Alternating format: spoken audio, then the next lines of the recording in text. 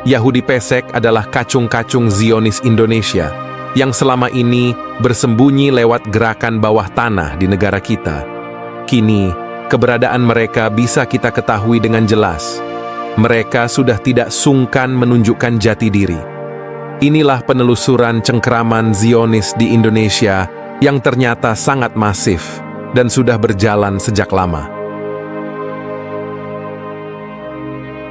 Assalamualaikum warahmatullahi wabarakatuh. Sobat channel Kabar Langit, lewat video ini akan kita ungkap sebuah fakta tentang jaringan Zionis Yahudi di Indonesia.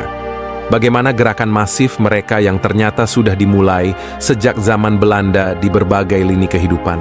Sebuah fakta mengejutkan, ternyata jaringan ini sudah berakar kuat di beberapa wilayah Indonesia. Yahudi Pesek adalah kacung-kacung mereka di Nusantara. Pada akhir video, kami ungkap fakta yang membuat Anda tercengang. Ingin tahu lebih dalam? Yuk kita mulai videonya. Pada tahun 1962, ketegangan antara Indonesia dan Belanda meningkat akibat isu Irian Barat. Presiden Soekarno merespons dengan membubarkan organisasi yang dianggap sebagai peninggalan Belanda, termasuk Fremont. Fremont sering dikaitkan dengan gerakan Yahudi dan Zionisme, menimbulkan pertanyaan tentang perannya di Indonesia. Zionisme dikatakan beroperasi melalui Fremont untuk memperluas pengaruhnya di Nusantara. Nusantara dalam cengkeraman Belanda menjadi pusat perhatian. Belanda, negara Eropa yang menjadi rumah bagi banyak diaspora Yahudi dan jaringan Yahudi, memberikan perlindungan dan status istimewa kepada komunitas Yahudi. Di Belanda, Yahudi sering terlibat dalam aktivisme sosial demokratis, dengan banyak di antara mereka menjadi bagian dari jaringan Freemason. Jaringan ini berperan dalam misi kolonial Belanda di Asia, termasuk Indonesia. Freemason memulai keberadaannya di Indonesia dengan pembangunan loji pertama pada 1762 oleh Jacob Radermer, seorang pegawai VOC.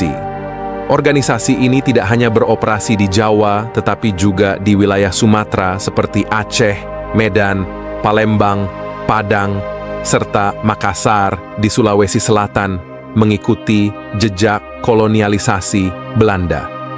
Freemason dengan anggotanya yang sebagian besar merupakan pegawai kolonial, memiliki dampak signifikan pada masa kolonialisme di wilayah tersebut. Diketahui bahwa jaringan Freemason terlibat dalam menyebarkan ideologi Zionisme. Zionisme bergerak melalui forum-forum yang diadakan di loji Freemason. Sejak pembentukan Association for Jewish Interest in the Netherlands Indies pada tahun 1927, gerakan Zionis mulai aktif di Indonesia. Organisasi ini didukung oleh KEN, sebuah entitas internasional yang mendanai kepentingan Israel, memainkan peran penting dalam menyebarkan ide Zionis di Indonesia. Pada 1928, gerakan Zionis ini telah mendirikan cabang di berbagai kota Indonesia seperti Batavia, Surabaya, Bandung, Semarang, Malang, Yogyakarta, Medan, dan Padang.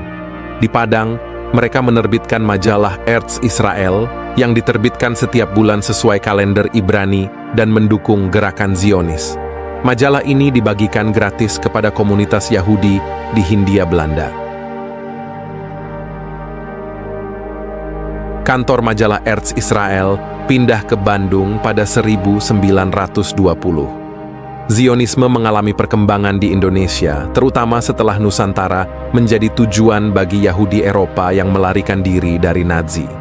Dari tahun 20-an hingga 40-an, berbagai organisasi Zionis didirikan di Indonesia untuk mendukung pembentukan negara Yahudi di Palestina. Freemason juga memperluas pengaruhnya ke aspek spiritual dengan mendirikan organisasi rahasia bernama Teosofi. Teosofi ini merangkum kepercayaan mistik Yahudi kuno dan tradisi spiritual lainnya. Penganut Teosofi sering memiliki pandangan kritis terhadap agama, melihatnya sebagai pemicu konflik, baik antar agama maupun dalam agama itu sendiri. Fremont, Gerakan Zionis, dan Teosofi merupakan trio pengaruh asing yang diperkenalkan oleh kolonialisme di Indonesia. Mereka menggunakan daya tarik seperti kesetaraan dan kemajuan hidup manusia untuk menarik simpati. Hal ini menjelaskan mengapa beberapa tokoh nasional Indonesia banyak terpikat pada Freemason dan Teosofi. Bisa kita lihat Budi Utomo, yang memiliki keterkaitan dengan Freemason dan Teosofi, didirikan oleh tokoh seperti Dr. Sutomo, yang juga tertarik pada gerakan nasionalis Turki yang dipimpin oleh Kemal Pasha Ataturk. Dr. Sutomo percaya bahwa nasionalisme telah menggantikan Islamisme sebagai ideologi utama, seperti yang terlihat dari perkembangan di Turki.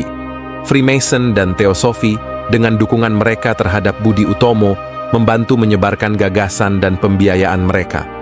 Di awal abad ke-20, muncul elit pribumi terdidik di Indonesia, yang merupakan hasil dari kebijakan politik etis. Namun, penjajah Belanda berusaha mengontrol elit ini melalui berbagai cara, termasuk melalui organisasi sosial seperti Freemason. Freemason, dengan misinya menyebarkan ide sekularisasi dan westernisasi, dianggap oleh Belanda sebagai sarana untuk menjembatani pribumi dengan pemikiran Barat. Ini bertujuan membuat pribumi menerima Belanda lebih sebagai teman daripada lawan. Freemason mempengaruhi elit pribumi dengan menggabungkan budaya Jawa dan ajaran Freemason, seringkali mengaitkan gagasan mereka dengan kebangkitan budaya Jawa.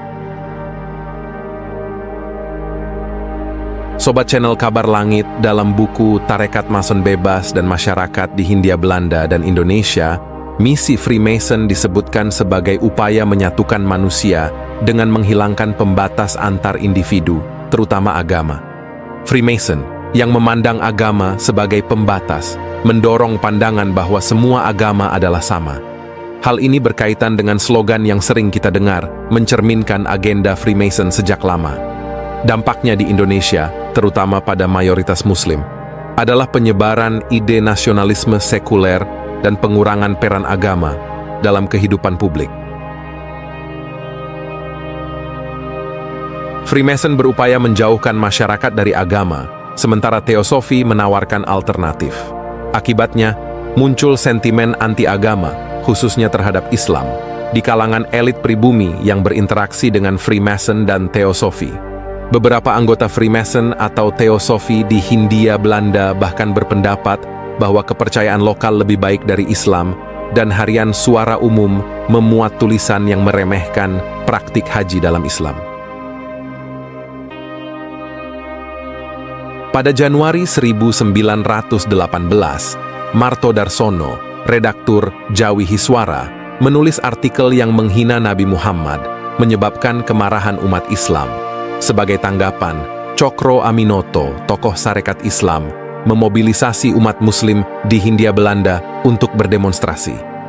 Akibatnya, sekitar 150.000 orang di 42 lokasi di Jawa dan Sumatera melakukan demonstrasi menuntut hukuman bagi Marto Darsono dan Joyo Dioro.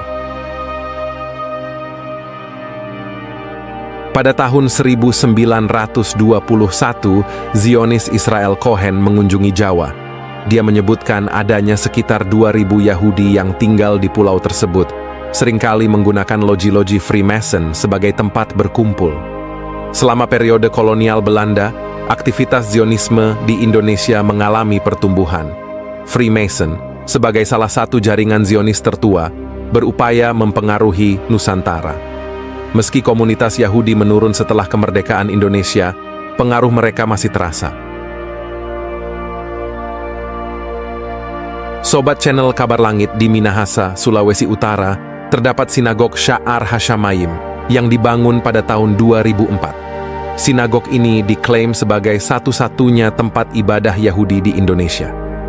Selain itu, terdapat juga Museum Holocaust Yahudi yang diresmikan pada 27 Januari 2022. Walaupun ada tentangan dari Majelis Ulama Indonesia dan beberapa tokoh Islam, museum ini tetap eksis. Komunitas Yahudi di Minahasa meskipun tidak ingin diidentikan dengan Israel, tetap merasakan pengaruh kuat dari negara tersebut. Sering terlihat bendera yang mirip dengan bendera Israel berkibar di Minahasa, Manado, dan wilayah Sulawesi Utara lainnya. Kejadian penyerangan oleh organisasi masyarakat yang pro-Israel terhadap peserta aksi damai bela Palestina menunjukkan adanya pengaruh Israel yang mendalam di wilayah tersebut. Konflik di Bitung, Sulawesi Utara, merupakan indikasi adanya kelompok di Indonesia yang sangat mendukung keberadaan negara Yahudi di Palestina. Sobat channel Kabar Langit, mau tidak mau, suka tidak suka, kita harus menerima fakta bahwa gerakan Zionis memang sudah bergerak lama di negara kita. Bukan tidak mungkin kini jaringannya sudah besar, walau tidak diketahui secara kasat mata. Sejak memanasnya konflik Israel-Palestina beberapa bulan terakhir, akhirnya kita tahu keberadaan mereka lewat kaki tangannya, yaitu Yahudi Pesek Indonesia. Ternyata Zionis benar-benar eksis dan punya kekuatan yang tidak bisa diremehkan saat ini di negara kita. Yahudi Pesek adalah orang-orang yang membela mati-matian Israel tanpa memandang arti penting kemanusiaan. Yahudi Pesek terdiri dari anggota jaringan Zionis Indonesia dan orang-orang bodoh yang berhasil diperalat oleh mereka. Orang-orang bodoh ini berasal dari berbagai kalangan dan agama. Mereka tergiur godaan bisa karena uang atau kedunguan mereka. Mari sama-sama berdoa, semoga keluarga dan anak keturunan kita tidak ada yang menjadi bodoh seperti mereka. Sobat channel Kabar Langit, demikian video tentang gerakan Zionis Indonesia dan hubungannya dengan Yahudi Pesek Indonesia. Bagikan jika Anda anggap video ini bermanfaat dan membawa kebaikan bagi banyak orang. Kami ingatkan jangan menulis kata kasar atau kotor di kolom komentar karena akan otomatis dihapus oleh filter YouTube. Mari kita berdiskusi sehat di kolom komentar dan jangan lupa subscribe channel Kabar Langit. Sampai jumpa pada video berikutnya. Wassalamualaikum warahmatullahi wabarakatuh.